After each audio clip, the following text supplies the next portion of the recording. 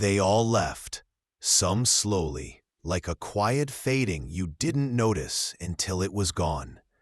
Some quickly, without warning, without a backward glance.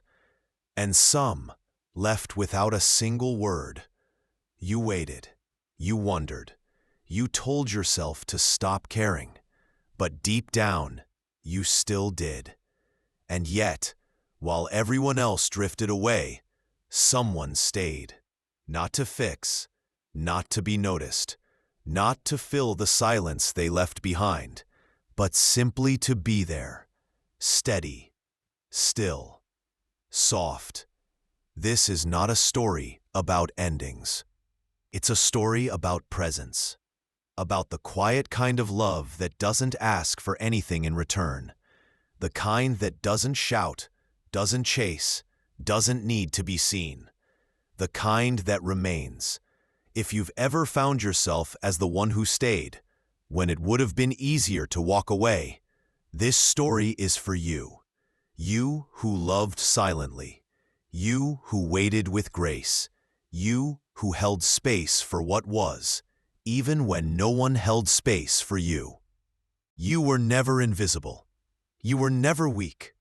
You were the quiet heart that kept beating when everything else went still. There are doors that once closed will never open again, no matter how many times you knock. I learned this truth not from some profound book or from a sad film on Netflix, but from the quiet ache of standing outside my own front door. I knocked softly, 3 times, 4 times, then 7 or 8 times more, even though the keys were still in my hand. But fear gripped me. Not the fear of darkness or emptiness, but the dread of opening a door behind which she no longer stood. It's peculiar, isn't it, how easily we overlook the ones who love us most? Those who waited patiently, believing we'd one day realize how invaluable they were. They weren't weak. They were simply people who had loved deeply. Loved us enough to place us before everything else in their lives. But we never saw the sacrifice in that. We mistook their constancy for inevitability, treating their love as a never-ending stream, until one day it dried up silently, leaving us thirsty and bewildered. I once had someone like that, a woman who was neither strikingly beautiful nor extraordinarily talented, yet she possessed a quiet strength and gentleness that carried an almost magical quality. She arrived during an October afternoon, at a moment when I was at my lowest, jobless, directionless, and devoid of self-belief. She never pressed, never filled the space with unnecessary words. Instead, she just sat beside me each night, quietly sharing the silence, her presence alone a soft flicker of hope. End quote. Over time, I forgot. I forgot that people stay not because they have no other choice, but because they choose us. I grew accustomed to her gentle care, her quiet forgiveness after each of my storms. I started believing her love was infinite, like water from a tap that never runs dry. Each time she murmured, "I'm tired," I barely acknowledged her fatigue. Each quiet confession of sadness was met with my dismissive, "It'll pass." I saw her quiet pleas as inconveniences, oblivious to the fact they were the final alarms of a heart growing weary. Love doesn't vanish overnight. It fades quietly, over silent meals, unheard conversations, reluctant embraces, and distant gazes shared by 2 people were once inseparable. When love leaves, it slips away unnoticed, until one morning you wake to find the spaces it occupied filled only with emptiness. I remember clearly a day she stood at the stove, her back to me, and asked softly if one day I disappeared, "Would you miss me?" I laughed, brushing it off as whimsical insecurity. I didn't realize her words were a lifeline, a gentle plea to be seen, acknowledged, and held, but I let it slip past me without a second thought. She didn't leave immediately. She waited, hopeful and patient, patching every crack that appeared between us, sustaining our love single-handedly. But patience isn't infinite. Eventually, even the strongest hearts grow tired of waiting at the crossroads of uncertainty. One night, I returned home late, drunk and unreachable. She sat outside, waiting silently. She didn't cry or shout. She merely asked, "Could you have called just so I wouldn't worry?" I laughed it off, dismissively replying, "I'm grown. What's there to worry about?" I didn't realize then, but my words hurt her deeply, not because of anger, but from profound disappointment. All she needed was a small sign that she mattered, and I couldn't even give her that. The day she finally left was unremarkable. No fight, no tears, just the quiet realization that something precious had vanished. I noticed her absence in small things: the untouched teacup, the missing scent of jasmine, her neatly hung towel no longer there. I wandered through our home, feeling lost, even though everything was exactly as I'd left it. Everything except her. And suddenly, I understood. She had taken nothing except her presence, and that was everything. That morning, I began to miss the small, overlooked gestures, the comforting touch on my shoulder, her gentle voice humming softly, her careful reminders scribbled on tiny notes. What seemed insignificant then now felt like the threads that had quietly bound us together. Now, sleepless nights greet me with cold, silent spaces. I touch the empty side of the bed, longing for warmth that will never return. Her absence echoes louder than any words she ever spoke. You see, when someone loves you deeply, they remain because they choose to, believing you're worth every heartbeat. But once they leave, it's not anger that drives them away, but exhaustion from holding on too long to someone who never truly held them back. Today, I'm the one left behind, wandering in memories, realizing too late that love isn't something to take for granted. It's like tending a home, built brick by brick, sustained with care, easily neglected, and painfully lost. Now I stand at the ruins of what was once my sanctuary, wishing I could turn back time, speak kinder words, hold her a bit longer, listen a bit closer. Yet time has no rewind button, and hearts rarely return once they found the courage to walk away. Tonight, as I sit with his gentle ache, I hope you remember: love quietly, deeply, attentively, for doors closed by neglect rarely open again. And if ever you find yourself the last one left behind, remember: the quiet strength of your heart, the patience of your love was never wasted. It was, and always will be, deeply precious.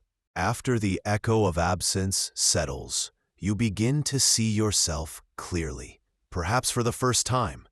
It's in the quiet moments of solitude that truth gently surfaces, like stars emerging softly in a darkening sky. There's no rush, no urgency, just the patient unfolding of realization. In the stillness of solitude, I began to reflect on how often we misunderstand what strength truly means. I once believed strength was loud, forceful, marked by grand gestures and fierce independence. Yet now, I recognize the profound courage in quiet acceptance, the strength in softly embracing the truth of who we are, including our mistakes, our regrets, and our quiet sorrows. When she left, the immediate silence felt overwhelming, but soon it became a gentle teacher. In the quietness, I was forced to face truths I had avoided, the truths about who I had become and who I had forgotten to be. It was in this solitude that I learned that love requires not just presence, but a deep, quiet awareness of the other person's needs and pains. I began to notice how often I dismissed her quietest signals, how frequently I'd overlooked her subtle ways of seeking connection. It wasn't loud demands that I had missed, but the gentle nudges, the tender gestures, the silent requests for presence, understanding, and reassurance. Recognizing this was painful, but deeply necessary. In the wake of these realizations, I also discovered the gentle power of self-compassion. I learned to forgive myself, not to justify past mistakes, but to acknowledge that growth, though slow and sometimes painful, is always possible. This quiet forgiveness felt less like an absolution and more like a soft opening to possibility. And so, acceptance arrived quietly, like a morning mist, soft, gentle, barely noticeable at first, but deeply nourishing. I accepted that love, though lost, had taught me invaluable lessons about presence, about patience, and about seeing another clearly, fully, and gently. Each quiet reflection brought a layer of healing, not by erasing the past, but by understanding it. I began to appreciate the profound strength in admitting when we're wrong, in acknowledging when we've fallen short, not loudly or performatively, but quietly and sincerely. Acceptance doesn't shout its arrival. It whispers softly, reassuringly. It's okay to have been wrong. It's okay to begin again. Through acceptance, I found an unexpected calm, like a river finally slowing after tumultuous rapids. In that calm, I began to notice life again, the warmth of sunlight filtering softly through curtains, the gentle sway of trees in the afternoon breeze, the soothing rhythm of my own breath. And gradually, acceptance taught me that endings, though painful, also carry quiet invitations for new beginnings. Not replacements, not forgetting, but new chances to love more deeply, more attentively. I realized that acceptance doesn't demand we erase what once was. It simply asks us to acknowledge what is, with openness and quiet grace. Tonight, if you're listening to this quiet story, I invite you gently into your own journey of acceptance. Embrace the soft strength in recognizing yourself fully, the courage in seeing clearly the ways you've loved and lost, and the quiet, powerful grace of allowing yourself to start anew. Remember, in every ending lies the quiet whisper of another chance, gently urging you forward, towards peace, towards understanding, towards the quiet strength of true acceptance. After acceptance settles deeply within you, something quiet and beautiful begins to stir. Joy. Not the loud, exuberant joy of celebrations or grand victories, but a gentle, steady joy that quietly returns, like soft sunlight filtering through morning mist. It doesn't erase past sorrows, but it gently illuminates the small beauties often hidden in plain sight. I began to notice this gentle joy in the simplest moments, the soothing warmth of a freshly brewed cup of tea, the comforting rustle of pages turning in a beloved book, or the tender whisper of leaves as the breeze brushed past. Joy became less about seeking extraordinary experiences and more about appreciating ordinary moments that softly reminded me I was alive, present, and capable of feeling deeply again. This quiet joy wasn't immediate. It arrived slowly, cautiously, like an old friend unsure if it was still welcome. At first, it felt fragile, easily overshadowed by lingering sadness or memories of loss. But gradually, as I opened my heart to the quiet persistence of daily wonders, joy grew stronger, steadier, grounding me in the gentle rhythm of everyday life. I found joy in small acts of kindness, both giving and receiving them. Each smile shared with a stranger, each encouraging word exchanged with a friend, reminded me of our shared human capacity for warmth and connection. These quiet moments held a profound beauty, weaving threads of joy into the fabric of my days. Rediscovering joy also meant learning to see myself clearly again, recognizing my own quiet strengths and small victories. Each step forward, no matter how minor, became a source of gentle celebration. Each moment of clarity or calmness, however fleeting, was embraced softly, reinforcing the quiet resilience of my spirit. And as this gentle joy blossomed, it brought with it a deeper sense of gratitude. Gratitude not only for the peaceful moments, but for the challenges as well, for they had shaped me into someone capable of appreciating joy's subtle presence. This gratitude was quiet yet profound, softly coloring my perspective with optimism and hope. Tonight, if you find yourself in a quiet moment, feeling perhaps a gentle stirring within, allow yourself to embrace this subtle joy. Recognize its quiet presence in the warmth of your breath, in the stillness surrounding you, in the gentle beating of your heart. Remember, joy doesn't need fanfare or loud declarations. It simply requires a soft, open heart, ready to receive the beauty quietly offered in each moment. Joy, acceptance, and the quiet echo of absence guided me gently toward a deeper understanding. Peace. Not the fleeting kind that visits momentarily during a vacation or at the top of a mountain, but a peace that settles in the soul like soft snow, quiet and complete, the kind that doesn't rush in all at once, but tiptoes slowly through the worn hallways of your heart until you hardly realize it's arrived. In the early days of solitude, peace seemed like a stranger I'd only read about in poems. It was always just beyond my reach, hovering on the edges of ordinary days. The silence around me used to feel sharp, an echo of what was missing, a reflection of all the questions I hadn't answered. There were nights when the quiet was so thick, it felt like a second skin I didn't know how to shed. But over time, I began to make peace with silence. I stopped trying to fill every pause. I let the questions hang in the air like lanterns, not demanding answers, but gently illuminating what still mattered. I learned to sit beside my uncertainties, to breathe with them instead of pushing them away. And in doing so, something miraculous happened. I began to hear the quiet voice beneath the noise, the one that whispered, "You're still here, and that's enough."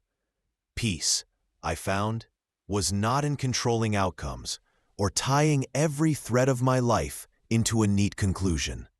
It was in the permission I gave myself to not know, to not fix, to not always be moving forward. Peace lives in presence, in the radical act of simply being, fully, honestly, without needing to be extraordinary.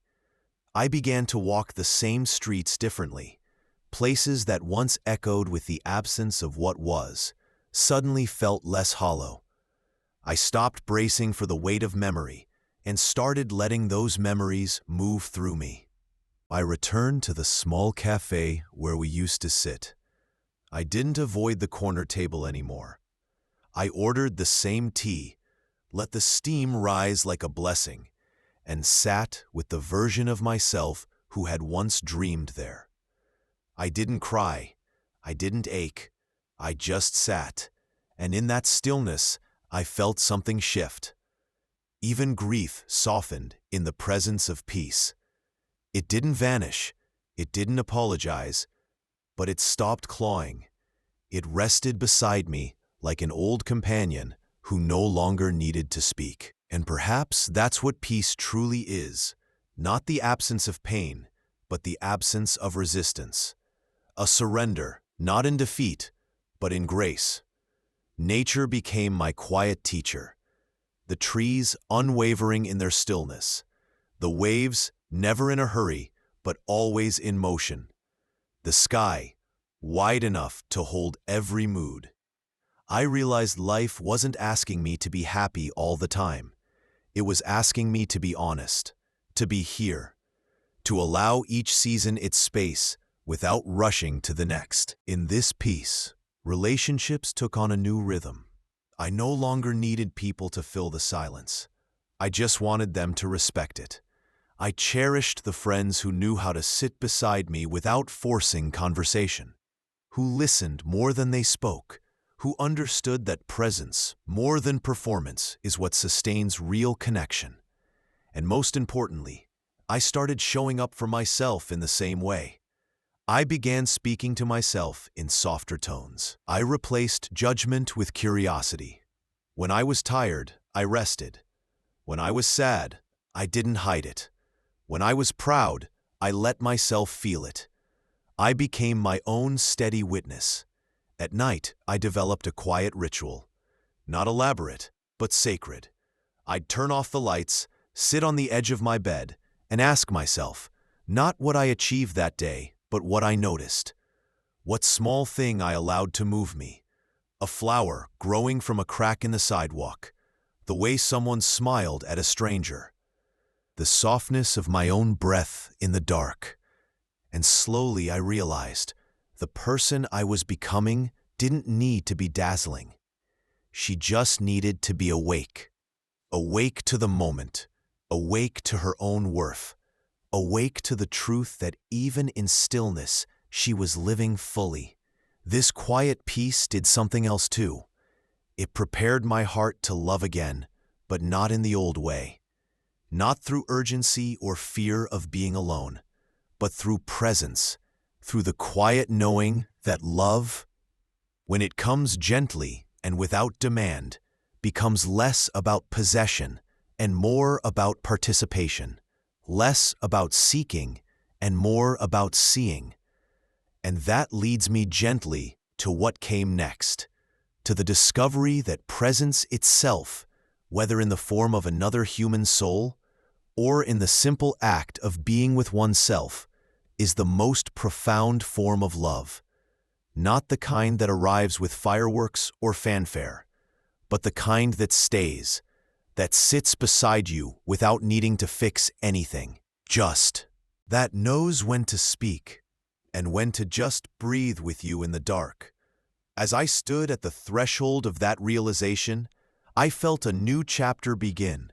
Not louder, not bigger, but deeper. And with one last exhale, I whispered to myself, I am not waiting anymore. I am simply here, and that is everything. There's something beautifully profound about the quiet power of presence.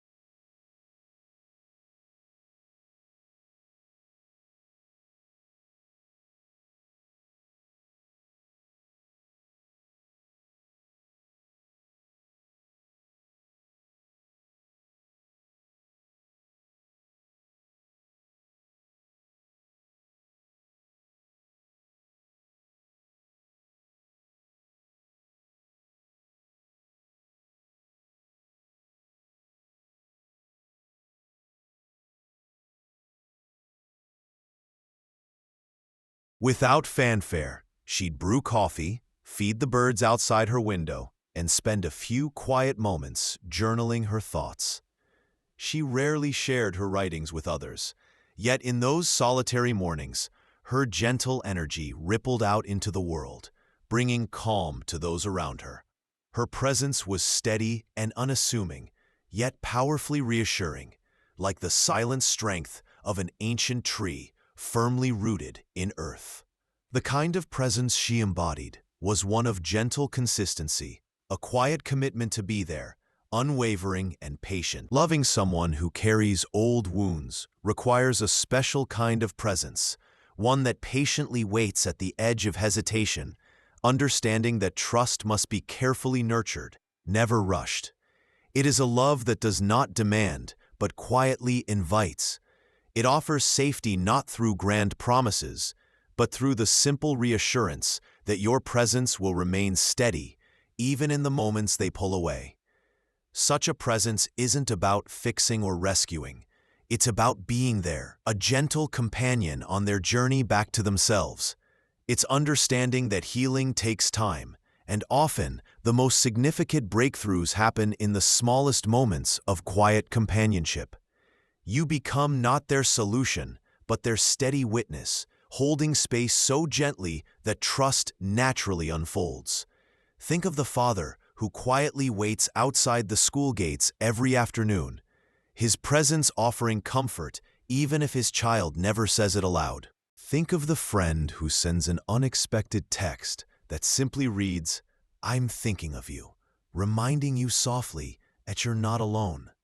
These are the presences that change lives, quietly, profoundly, because they never impose, only invite.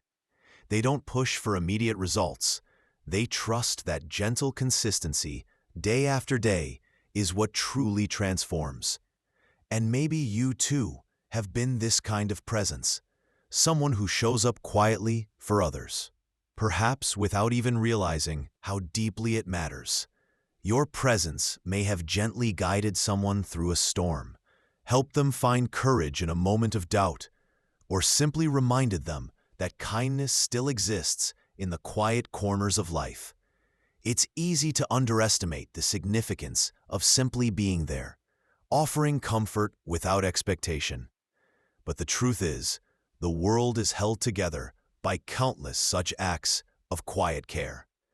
I remember one particularly difficult season when my heart felt fractured beyond repair. Each day felt heavy, every task an immense effort, but quietly, almost unnoticed, there was someone whose presence steadied me.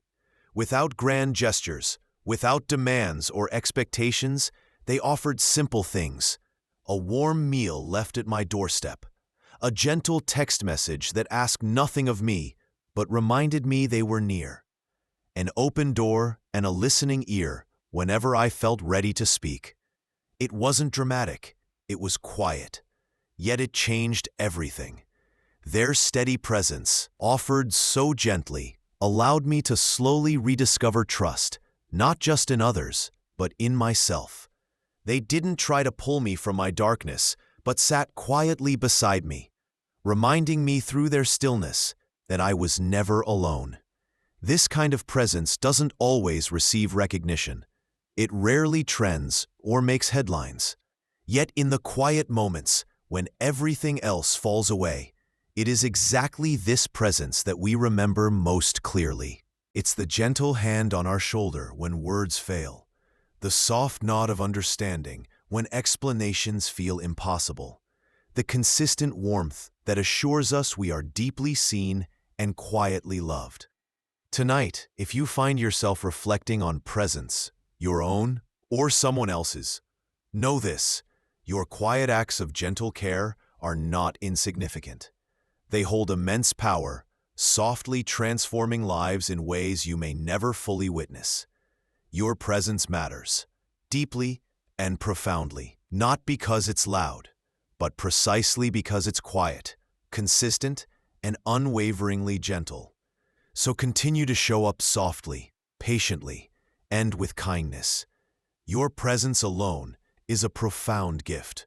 It changes everything, not with a shout, but with the gentlest whisper of reassurance, reminding those around you that they are quietly loved, silently supported, and never truly alone. When you truly choose to love someone who has known heartbreak, you begin to learn a new language, a quiet language, rarely spoken aloud, yet profound in its softness.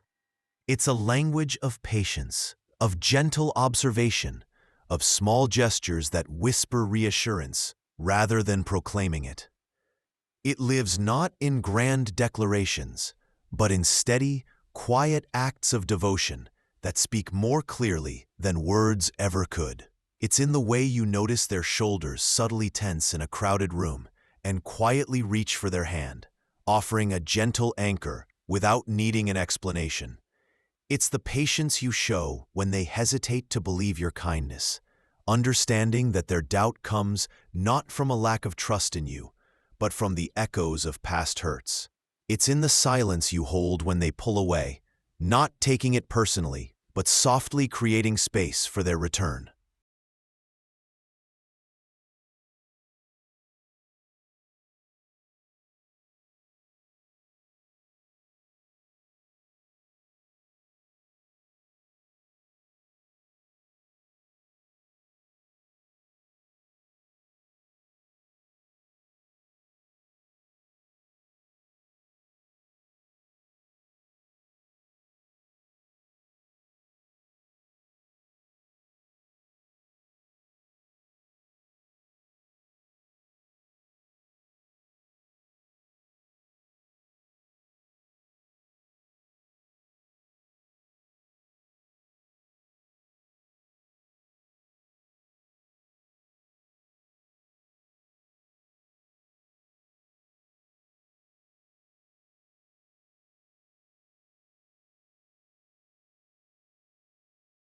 It means holding back the urge to fill every silence with reassurance, allowing space for healing to naturally unfold in quiet moments shared without expectation. I remember once observing an elderly couple at a cafe, quietly sipping coffee across from each other, seemingly lost in their own worlds. They rarely spoke, but each gesture they made was in gentle synchrony. A quiet glance exchanged, a subtle smile shared. At first glance, one might mistake their quietness for distance. But in truth, their silence was filled with years of trust, companionship, and a profound understanding that needed no words. That day, I realized how powerful quiet love could be, how deeply reassuring it is to simply sit together, silently aware of each other's presence, knowing that no words are needed to confirm the bond you share. In the journey of loving someone who has faced heartbreak, you'll find that trust grows not in loud promises, but in the quiet moments you share. It's built slowly, carefully, piece by piece, through everyday acts of gentle care. It's in remembering the dates that quietly hurt them, dates that perhaps only you now know carry pain, and softly marking them with extra gentleness. It's the quiet consistency you offer, not just in times of joy, but especially in times when old wounds resurface, reminding them softly that you won't leave just because things are challenging. This quiet language also asks something deeply important of you: to gently care for yourself as you care for them. Loving quietly is never about sacrificing your own needs, but about recognizing your own humanity alongside theirs. It means knowing when to offer comfort and when to softly step back, allowing them space while gently holding on to your own. It means being present without losing yourself, giving love without emptying your own well. I once knew someone who had long believed they were unlovable. Past experiences had left them convinced that love always came at a cost they felt was too high to pay. But then someone new came along, and without fanfare, without loud promises or flashy gestures, began to quietly rewrite that story. It happened in small moments: a comforting silence during an anxious night, a soft reassurance whispered over a simple dinner, the quiet patience shown each time doubt resurfaced. Slowly, gently, they began to see themselves through new eyes, not as broken, but as whole, worthy of a love that asked nothing more than their quiet, authentic presence in return. In this quiet language of love, Actions speak softly, yet powerfully.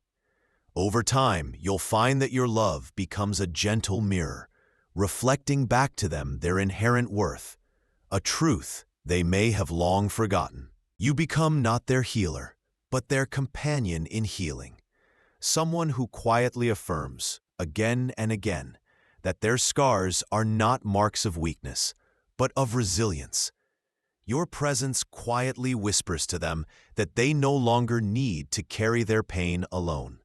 And someday, without fanfare, you'll notice something subtle yet profoundly moving. They'll quietly lean into your embrace without flinching. They'll share a story they once thought too painful to speak aloud, trusting your quiet strength to hold it with gentle care. They'll laugh openly, without fear of judgment, their joy quietly filling the spaces you've carefully created together. It is in these quiet moments you'll know you've learned this language well, not because you've become their savior, but because you've quietly allowed them to rediscover their own strength. Your love, quiet yet steady, will have gently guided them toward a deeper understanding of themselves, softly reminding them that love, real love, isn't loud or demanding. It simply stays, quietly and faithfully present. If you ever question the power of this quiet love, remember, the world is healed not by grand gestures alone, but by countless small acts of quiet devotion. Your gentle presence matters more deeply than you might ever fully realize. Continue speaking softly through your actions, knowing that your quiet, steadfast love holds within it the profound strength to quietly change a life, gently, patiently, and permanently.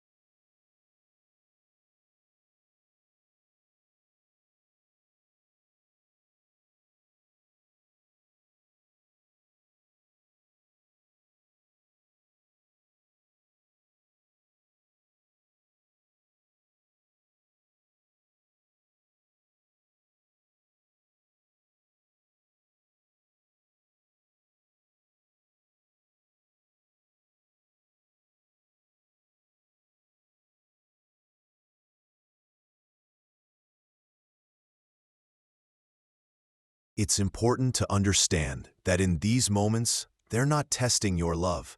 Rather, their hearts are quietly questioning whether safety can truly last. When you've known the ache of abandonment, the quietest moments of joy can suddenly feel dangerous, as if happiness itself might trigger loss. Your quiet resilience is what softly reassures them that love can weather these storms without breaking, that tenderness can withstand doubt without withdrawing. I remember watching a gentle friend navigate such a storm in her relationship. She loved someone who had quietly learned to expect disappointment as a natural part of love. One day, after months of growing closeness, her partner suddenly became distant, responding softly yet briefly, withdrawing into silence. Instead of panicking or demanding explanations, she simply left a quiet note. "Take your time. I'm still here." She didn't chase or pressure. She simply stayed quietly present. Over the following days, her gentle patience slowly brought her partner back, not by force, but by quietly reminding them that love didn't have to run away when things got difficult. Quiet resilience doesn't mean silently enduring hurt. Rather, it means gently creating space for honesty, allowing their fears to surface without judgment. It means understanding that healing is rarely linear, that progress is often quiet and subtle, marked by moments of retreat as much as by moments of closeness. You learn to quietly offer comfort without expectation, knowing that trust deepens, not through perfection, but through quiet consistency, especially when things become difficult. In these storms, your love becomes a gentle anchor, quietly reminding them that stability isn't the absence of conflict, but the presence of calm amidst chaos. It's the quiet way you continue to show up, the subtle ways you maintain routines and rituals that quietly affirm, "I'm not going anywhere." It's the softness in your voice when you gently reassure them, "We're okay," even when they fear you're not. Yet it's also vital, in these quiet storms, to gently honor your own heart. Loving someone who has known deep hurt requires quiet strength, but it must also include quiet self-care. It means recognizing when you, too, need rest and gentleness, creating soft spaces for your own well-being alongside theirs. It means understanding that your quiet resilience is sustainable only when balanced by self-compassion, ensuring you never silently lose yourself in someone else's healing. You'll find that through these quiet storms, something remarkable happens. Each storm becomes less daunting, each silence shorter, each retreat less distant. Gradually, almost imperceptibly, their heart begins to quietly trust the steadiness you offer. They start to believe that storms can pass without leaving destruction behind, that disagreements can softly deepen understanding rather than creating distance. One day, you'll notice something subtle yet profoundly significant. They'll gently reach for your hand first after an argument, quietly signaling their willingness to reconnect. Or they might softly admit, "I was scared, but I knew you wouldn't leave," revealing their quiet faith in your presence. These moments, though quiet, speak volumes, revealing how deeply your gentle resilience has touched their heart. This quiet resilience, your gentle staying, becomes the most powerful demonstration of love. It softly redefines what love can be, not a fragile bond easily shattered, but a quiet, steadfast connection capable of weathering uncertainty. It gently reassures them that love is not earned through perfection, but quietly nurtured through presence, patience, and the gentle courage of staying, even when retreat feels easier. Tonight, if you find yourself navigating a quiet storm, remember this gentle truth: storms always pass. Your quiet resilience, your soft yet steadfast presence, is gently guiding you both toward clearer skies. And as the clouds quietly part, revealing the softness of dawn after darkness, you'll understand deeply why the gentle courage of staying through doubt, fear, and silence is perhaps the greatest act of quiet love you'll ever know. There's a strange peace that eventually finds you, not in the heat of heartbreak, not in the ache of waiting, but long after. It doesn't arrive with fireworks or fanfare. It comes quietly, like the hush that settles after a long storm. And in that stillness, you begin to see things more clearly, not through the lens of longing, but through the calm of perspective. For a long time, I held on to the question, why not me? Why wasn't I the one they chose to stay with? Why wasn't I enough to make them stay, to fight, to try one more time? Those questions, repeated quietly enough, begin to sound like truth. They settle deep in your bones, becoming part of your posture, your breath, the way your eyes scan a room. You begin to shrink around them, making yourself smaller, more accommodating, more patient, as if contorting yourself will finally make you lovable in a way that sticks. But then one day, you stop. You don't stop loving them. And that is when peace begins, because you realize being chosen has nothing to do with your worth. Someone else's inability to love you isn't a reflection of your unlovability. It's a reflection of their own story, their own timing, their own capacity. And your job was never to fix that. Your job was only ever to show up honestly and love gently. And you did.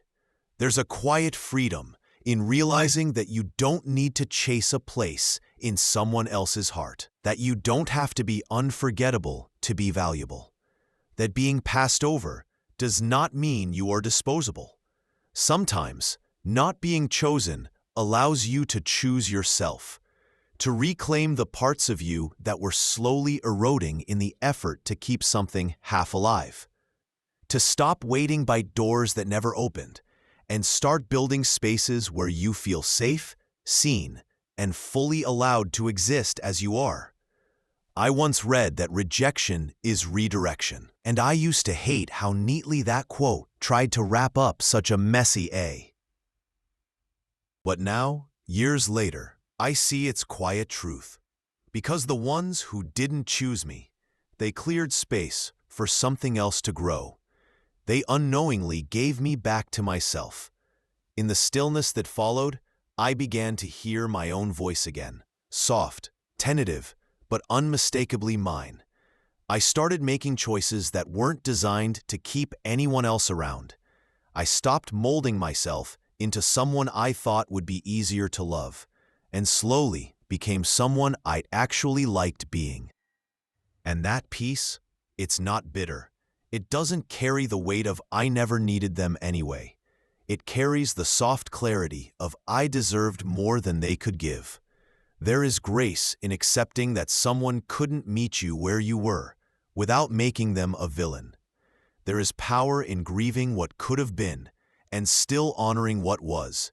There is peace in holding no resentment, only gratitude for the ways their leaving quietly returned you to your own arms.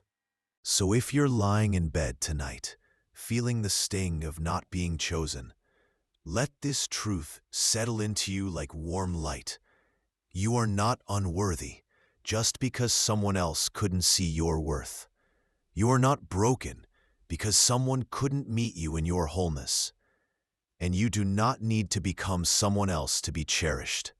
Your softness, your honesty, your presence, that is your light.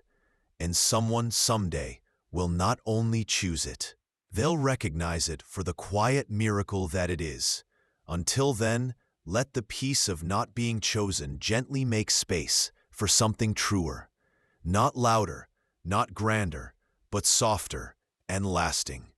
And let that peace carry you into sleep tonight, not as someone waiting to be seen, but as someone already whole, already worthy, already home. There comes a moment, often quiet and unspectacular, when you begin to understand something that changes you. Real love was never meant to be earned. It was meant to be received, not bargained for, not proven, not chased or apologized for, just received.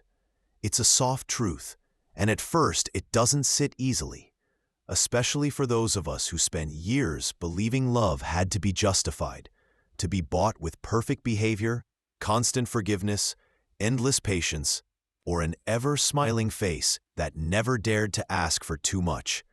We were taught, often without words, that love is conditional, that it comes only when you're good, agreeable, beautiful, useful, convenient. So we learned to shrink, to soften our edges, to be pleasing, to hold our pain behind a polite nod. And when someone left, we didn't get angry, we got smaller, believing that if we had been more of something or less of something else, they would have stayed. But real love doesn't demand your shrinking. It invites your becoming. It doesn't keep a scoreboard. It doesn't ask you to twist yourself into a shape that hurts just to fit into someone else's comfort. It simply arrives and stays. Not because you've done everything right, but because it sees you and chooses you in your fullness, in your contradictions, your insecurities, your awkward humor, your quiet sadness, your unfinished healing. I think about this often when I recall the people I once tried so hard to convince to love me. The ways I over-explained myself, the long messages I wrote, the apologies I gave before anything even went wrong, the way I'd rehearse being easier, lighter, less emotional, less inconvenient. I gave so much energy trying to be lovable in someone else's language, I forgot how to speak my own. And still, they left. Not because I wasn't enough, but because love that must be earned was never love to begin with. When you finally begin to understand this, a strange grief appears. You begin to mourn the years you spent believing you had to audition for affection. You grieve the parts of you that were taught they were too much. Your tears, your intuition, your tenderness, your voice. And then, softly, gently, you start reclaiming those pieces, one by one. You begin to speak more honestly, even if your voice trembles. You cry when you need to, not when it's convenient. You ask for what you truly want, not because you expect it every time, but because you no longer believe that needing something makes you weak. You begin to move through the world, not trying to win love, but recognizing the love already present. In the way the sun warms your skin, in the way a true friend listens without offering solutions, in the way your own body wakes up each morning and keeps going, even when the night before was heavy. This shift is quiet, but profound. You begin to love yourself, not because you finally fixed all the parts you once hated, but because you've realized they were never broken. They were just waiting for your own acceptance. And once you begin to offer that love inward, something beautiful happens outward. You stop chasing people who only meet you halfway. You stop begging for clarity where only confusion lives. You stop measuring your worth by how someone else holds you or doesn't. Instead, you begin to create space for the kind of love that arrives gently and stays. Not to be impressed, not to be served, not to be entertained, but simply to be with you, to know you, to walk beside you. Not as your fixer, not as your savior, but as your companion. That kind of love doesn't scare you into staying silent. It invites your truth. It doesn't flinch when you're tired or hurting or unsure. It doesn't withdraw when you ask for reassurance. It doesn't make you smaller to make itself more comfortable. It stays, not because you've made yourself easier to love, but because love was never supposed to be a test. I remember once sitting across from someone, long after I'd stopped trying to prove myself. I had no performance left to give. I was just tired, honest, soft-spoken. I told them, I'm not perfect. I get quiet when I'm overwhelmed. I ask a lot of questions. I take things personally sometimes. But I show up. I love deeply. I care in quiet ways you may not always notice. And they looked at me and said, that's enough. Not with fanfare, not with a dramatic pause, just quietly, like it was obvious. And in that moment, I felt something I hadn't felt in years. Seen without effort. Loved without transaction. That is the love I wish for everyone. The love that doesn't need to be earned. Because when love comes without conditions, it becomes what it was always meant to be. A shelter, a resting place, a home. And maybe, just maybe, it begins first within you. There was a time, not too long ago, when I moved through the world carrying the quiet weight of a question I could never quite name. It wasn't loud, it didn't scream, but it sat there, quietly shaping everything I did, every interaction I had. And the question, though unspoken, was this: what's wrong with me, and how do I fix it? No one had to say it outright. I felt it in the pauses after I spoke too vulnerably. In the way people shifted when my emotions ran deeper than they were ready for. In the gentle reassurances that felt more like redirections. Don't be so sensitive. You're overthinking it. Just let it go. I internalized all of it. I learned, slowly and subtly, that something about me needed adjusting. So I tried. I tried to become smaller, quieter, more agreeable. I smiled when I didn't feel like it, laughed when I didn't find things funny, said, "I'm fine," when I was quietly unraveling inside. And no one questioned it, because I was polite, I was responsible, I made people feel comfortable. But I was slowly disappearing, because underneath the performance of being easy to love, there was a tired version of me, curled in the corners, whispering, "What if I'm not broken? What if I'm just human?" The truth is, I had been treating myself like a project, a list of shoulds and fix-me's. I believed that if I could just figure out how to be less intense, less emotional, less needy, less me, then maybe, just maybe, someone would finally stay. Someone would finally say, "You're enough," just like this. But that moment never came, because the people I was trying to prove myself to were never looking for someone like me. They were looking for someone quiet, in all the ways I am loud. They wanted ease, not depth, convenience, not presence, smiles, not truth. And every time I tried to bend myself to meet them, I moved further from my own center. Until one night, I don't even remember what triggered it. I sat on my bedroom floor and whispered something I hadn't dared say out loud before. "I'm tired of fixing myself." Not in a dramatic way, not in a hopeless way, but in a soft, soul-deep way. The kind of tired that comes from years of trying to earn the kind of love that should have never needed to be earned. That night, I didn't make a list of things to improve. I didn't reframe my thoughts.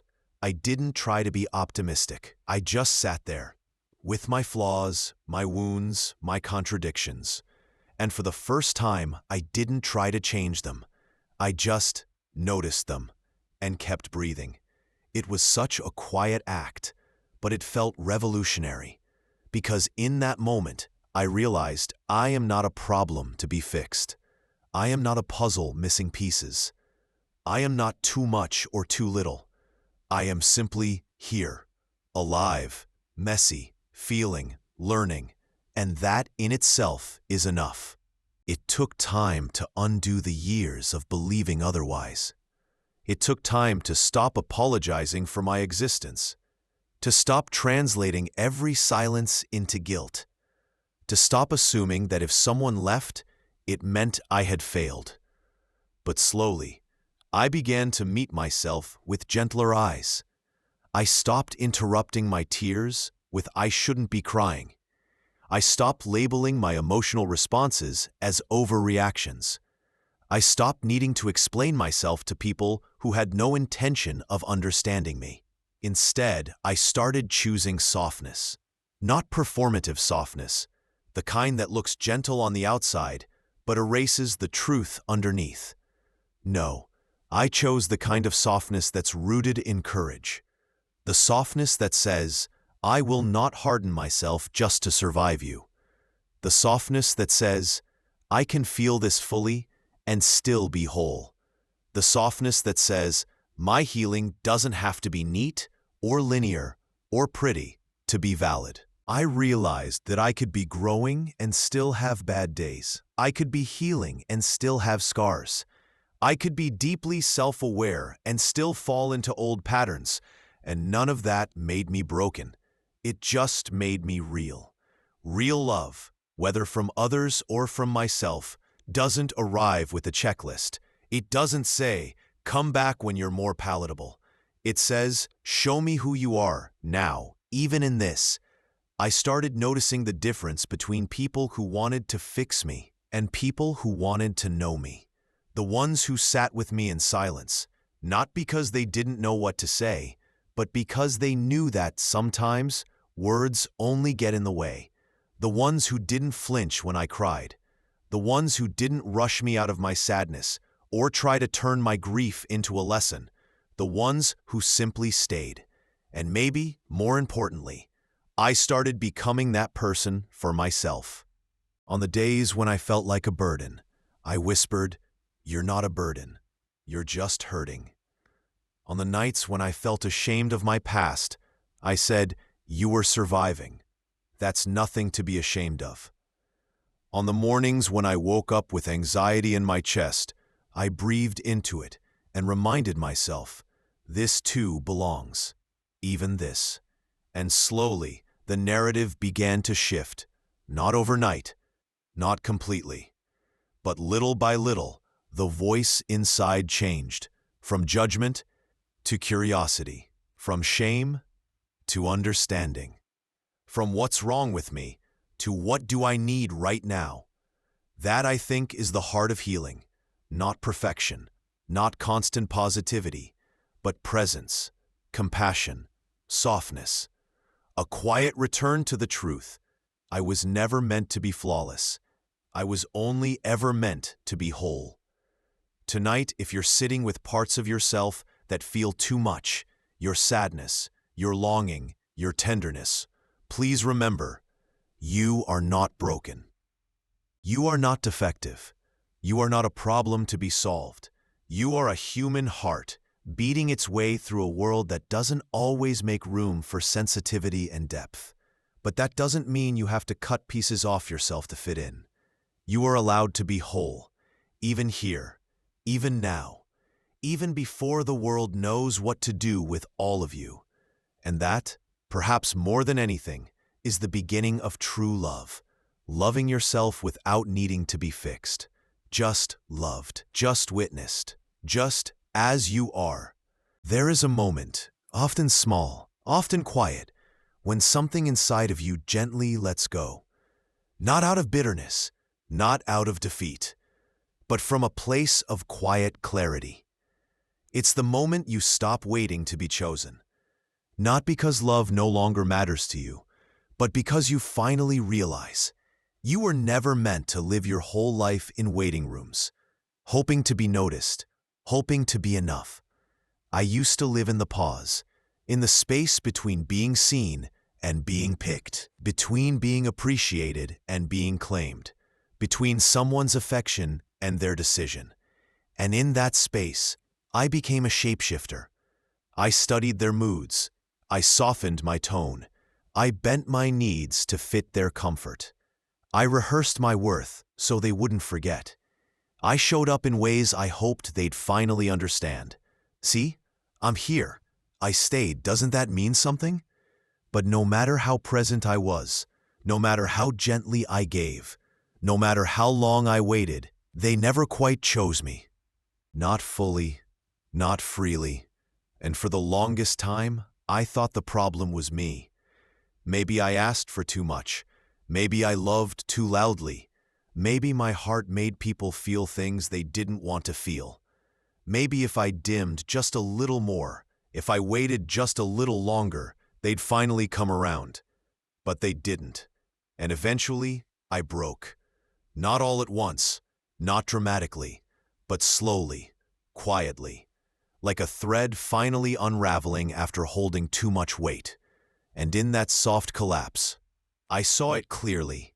I had been waiting in rooms that were never mine, waiting for words that were never coming, waiting to be chosen by people who were still running from their own hearts. And I had made that my story. I had let someone else's hesitation define my value. I had let someone else's indecision become my identity. But not anymore. That day, I stood up from the metaphorical chair I'd been sitting in for years, the one by the window, always watching, always wondering. And I walked out, not because I stopped caring, but because I finally understood. I deserve to be met where I already stand. Not eventually, not when they're ready, not once I've proven myself. Now, here, as I am. I stopped waiting to be chosen and started choosing myself. Not in a loud, defiant, I don't need anyone kind of way, but in a soft, unwavering, I refuse to keep abandoning myself just to be loved kind of way. I started walking differently. I started speaking more honestly. I started showing up fully, not to earn love, but to embody it. And the people who could meet me there stayed. The ones who couldn't quietly faded. And I didn't chase them, because for the first time I wasn't scared of their absence. I was finally rooted in my own presence. I became the love I had begged for, the safety I kept hoping someone else would create, the witness I needed when the world felt too loud and I felt too small. And that love, my own love, was enough. It didn't ask me to change. It didn't punish me for being soft. It didn't make me wait in silence or beg for crumbs disguised as care. It simply said, I see you, all of you, and you don't have to wait anymore.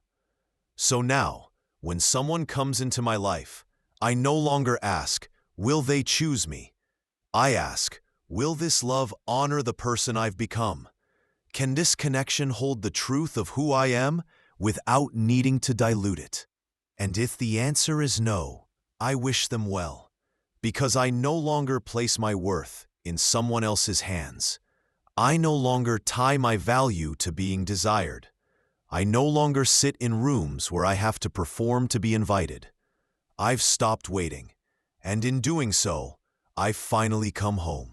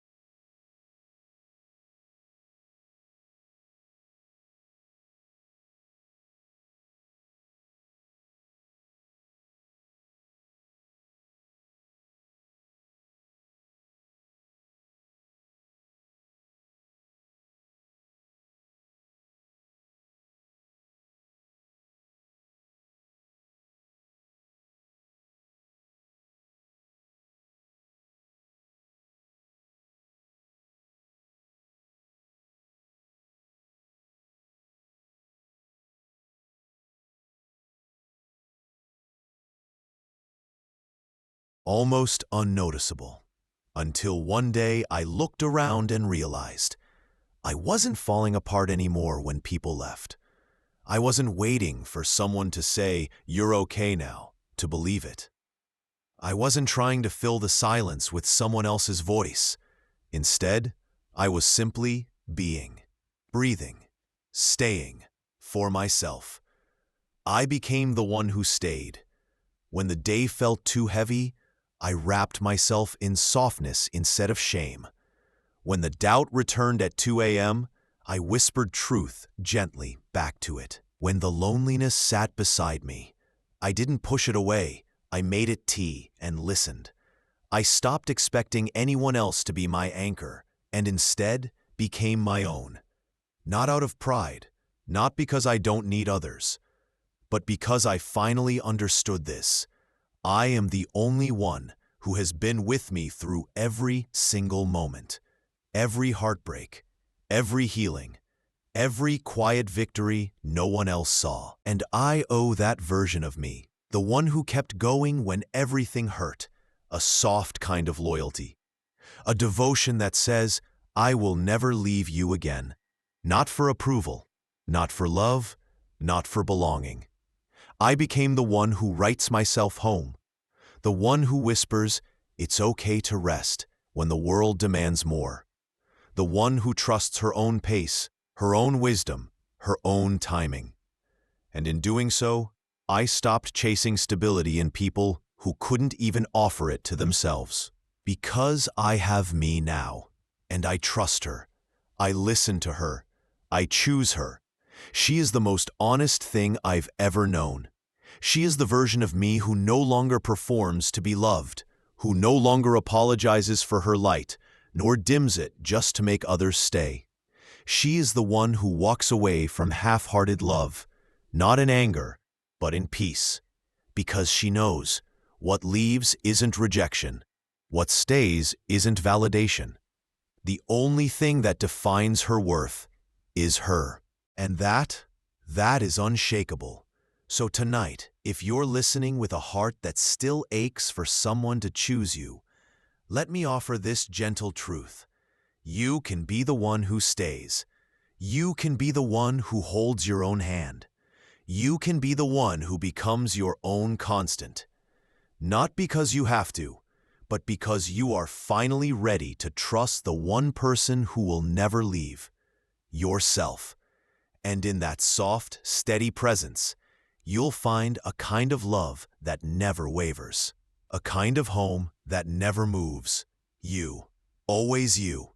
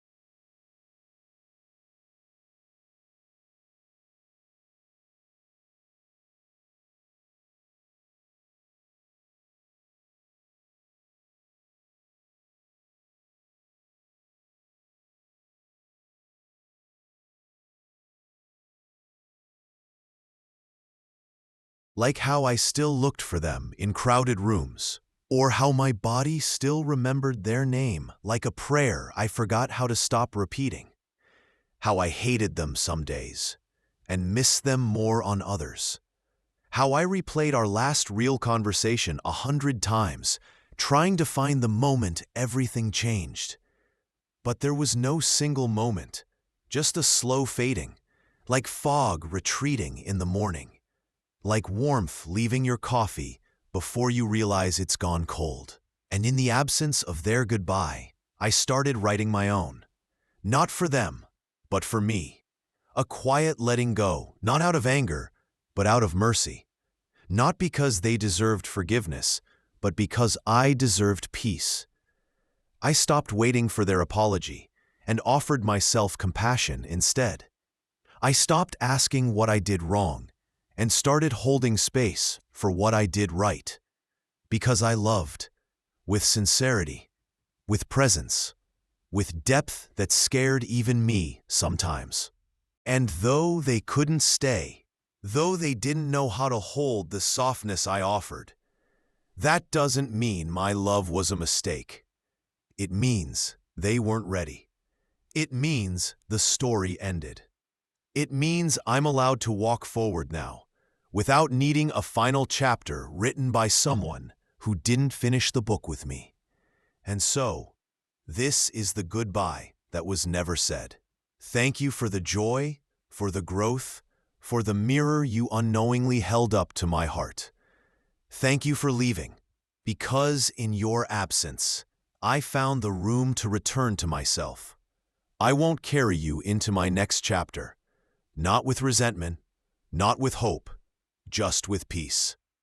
The kind that comes when you stop begging the past to be different. The kind that settles in when you realize you don't need their goodbye to begin your own. Just your breath, just your truth, just your willingness to let go, even if the door never closed properly, even if the silence still sometimes aches. This is not the ending I wanted, but it's the one I needed, and I'm finally ready to live the rest of the story.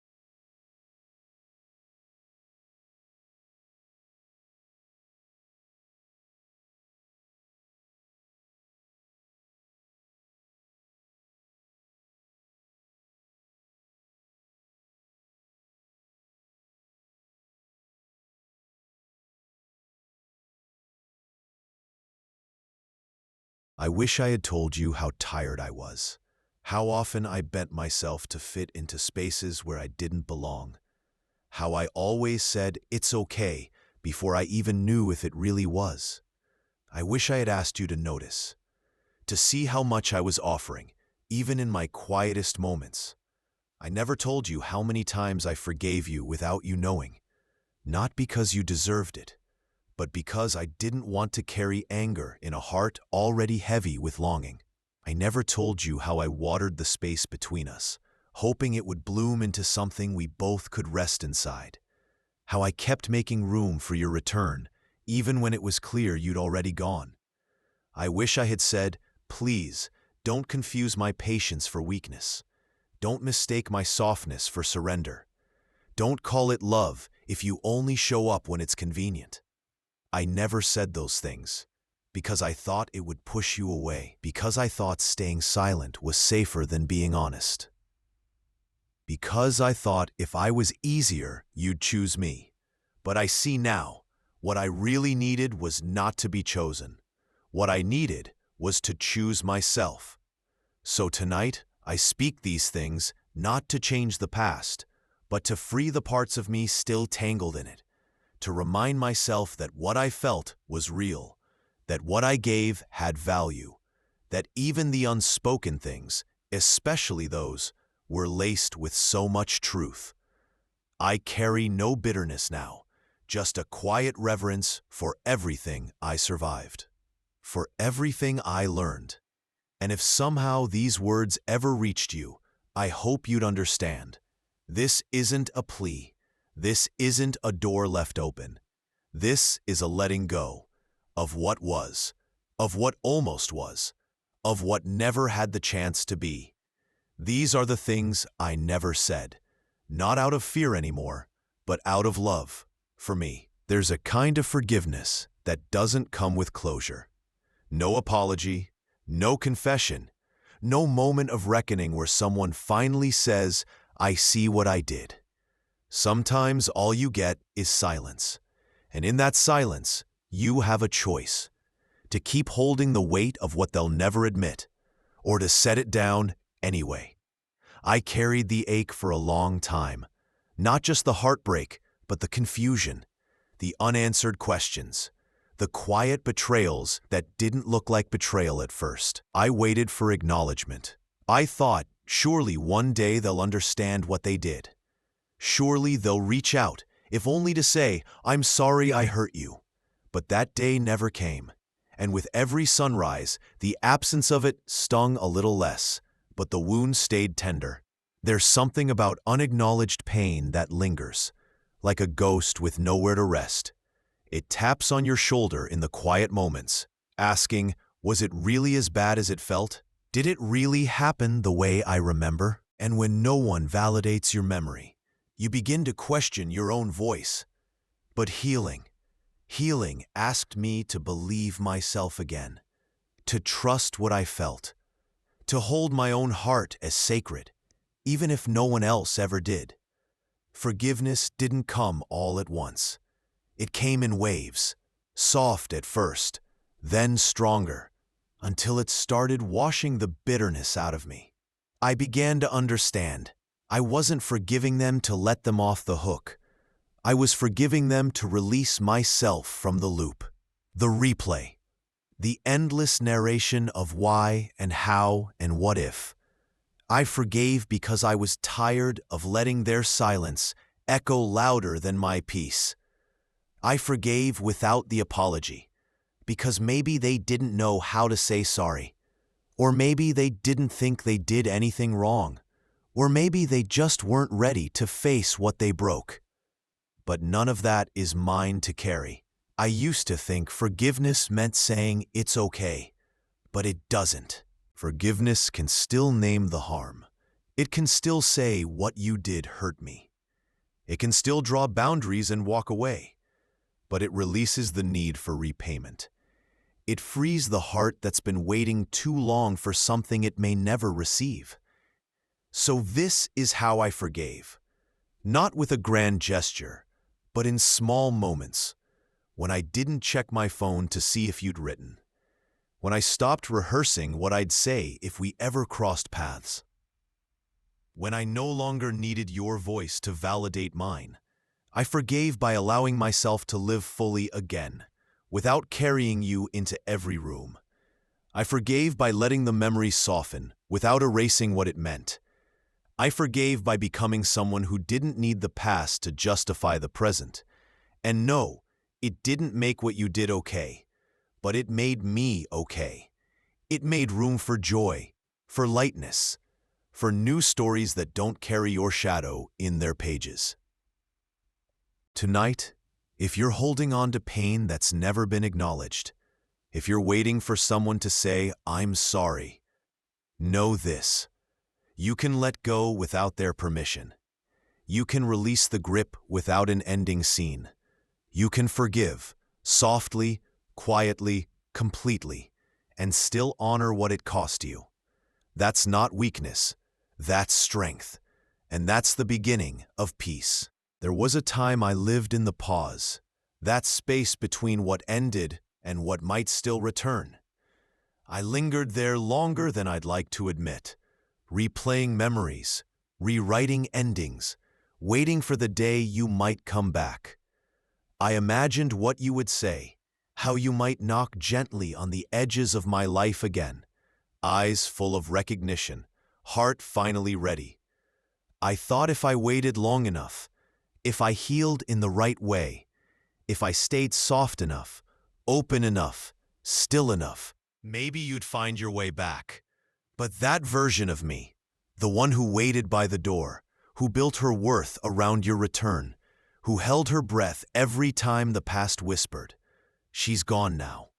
Not in anger, not in bitterness, but in growth. Because the more I stayed with myself, the more I learned to love the silence your absence left. The more I filled that space with things that actually stayed. Sunlight through the window, books I loved, voices that listened. Laughter that didn't feel. I stopped needing you to return because I stopped believing you were what I lost. I realized I never needed you to come back. What I needed was for me to come back. To my own body, to my own voice, to the life I kept putting on pause while hoping you'd resume it with me. And now that I have, there's nothing left to wait for. Not because you don't matter, but because I do. I matter in the quiet of my own mornings. I matter in the way I hold myself when no one's watching. I matter in the decisions I make that no longer trace your outline. This love, this peace, it isn't contingent on your return. It doesn't require your apology, your attention, your recognition. It just is. I built a life that didn't need your presence to feel complete. I became someone who no longer aches for your name in every new beginning. And that, I think, is the real healing.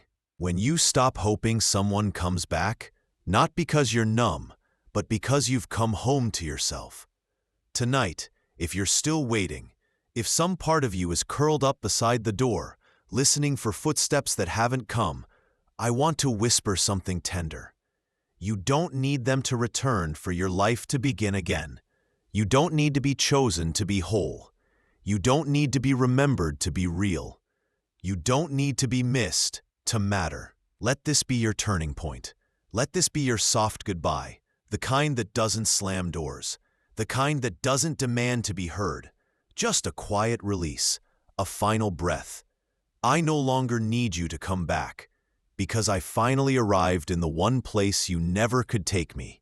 Home, to myself, fully, finally, completely.